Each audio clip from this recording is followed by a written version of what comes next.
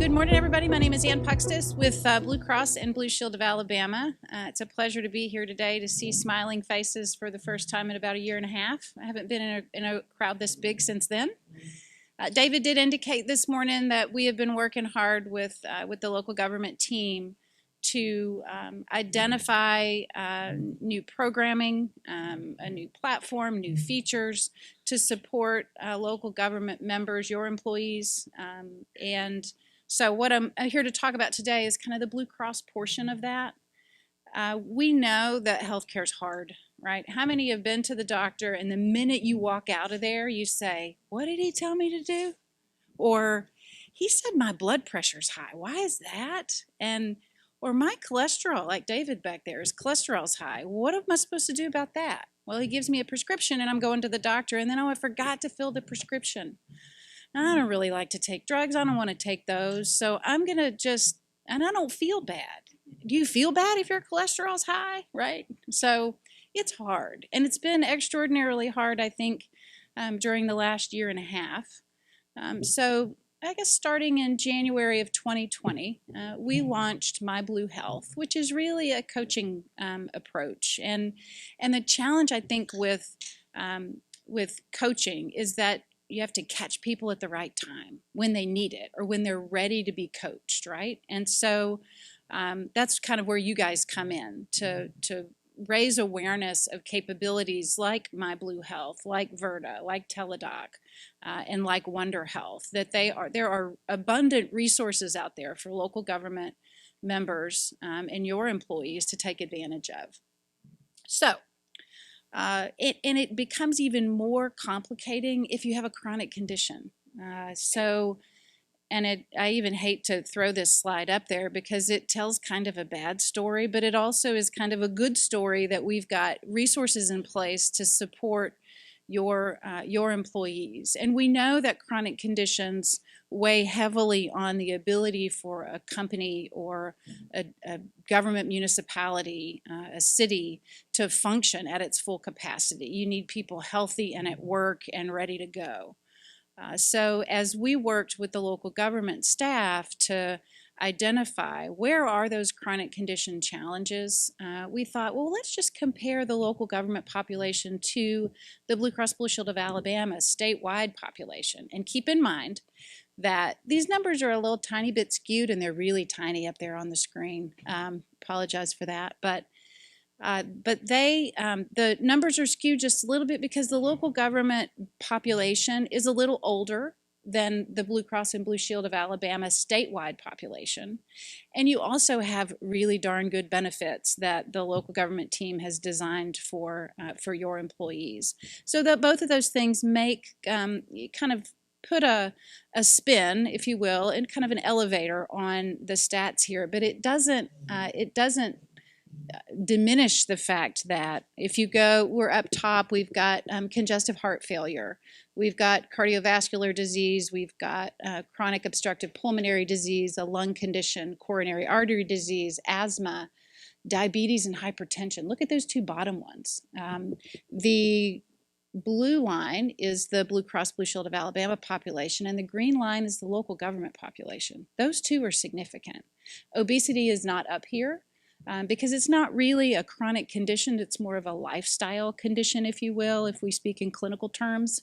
But regardless, those are two significant challenges that can have significant impact on someone's ability to be present at work, right, and healthy on their feet, but also moving forward from a long-term health perspective, and also the impact on those premiums that David and the gang have been able to keep relatively flat over the last, or since 1993. So all of that weighs into kind of the platform and the programs and features that they've put in place to support your employees. And again, one of those is myBlueHealth. And I just want to walk through a couple of instances, try to make it real for you, of two women that engaged with the myBlueHealth program. The first one is our friend Meg. She's 56 years old, and bless her heart, she just lost her husband. We know that that is a challenging time, whether COVID related or not, but so she's experiencing a little bit of grief. She also has diabetes, and she has high blood pressure. Her cholesterol is high, and she just can't get her blood sugar under control. And again, we caught her at the right time. I think we engaged her through an outbound phone call, got in touch with her, and she said, yes, I need some help. That's kind of step one, somebody recognizing that they want to make a change in their life. And so she did. So she set some goals. She wanted to, try to live a little bit healthier. She wanted to better understand what she should be eating and what she should not be eating.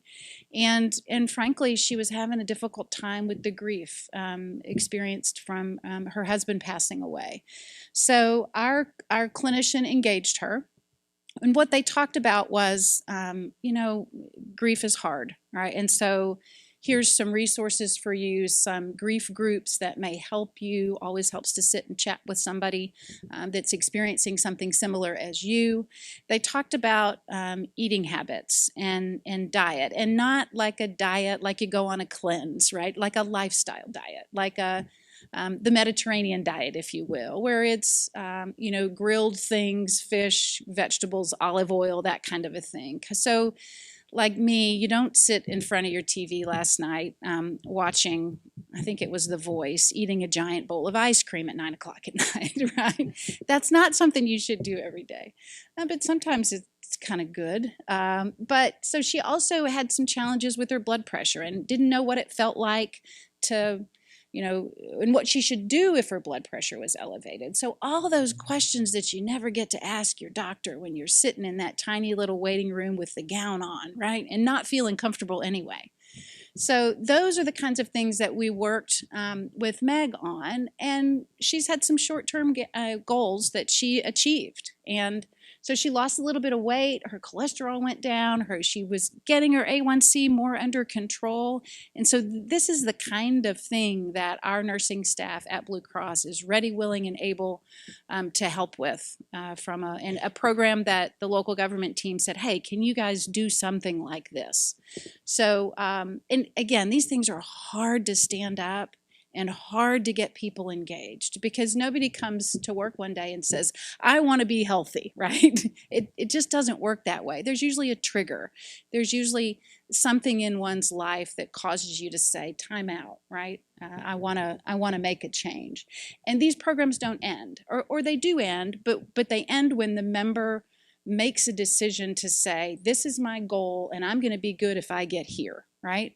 And once they get there, the nurse can say, well, you're done. You've accomplished what you wanted to accomplish, but they can always come back, right? So that door is always open from a Blue Cross standpoint. The next member I want to talk about is Pamela. She's also in her mid-50s. She's got hypertension, also has a blood pressure challenge, and her weight is, she's in the obese range as well, right? So she wanted just to have a fresh start, right? I want to better understand how to eat.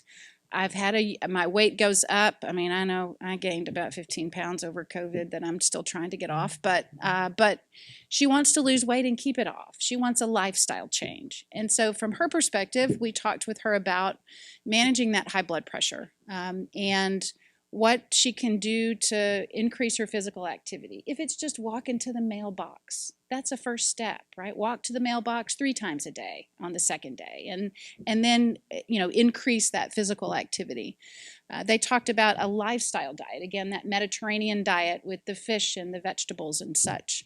And then we also I'll show you a screenshot of that in a minute, an app. Everybody has their phone handy. I think there's probably tons of them out there on the table right now.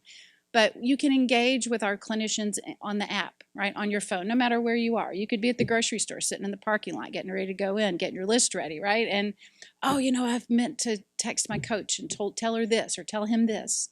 So that capability is available as well.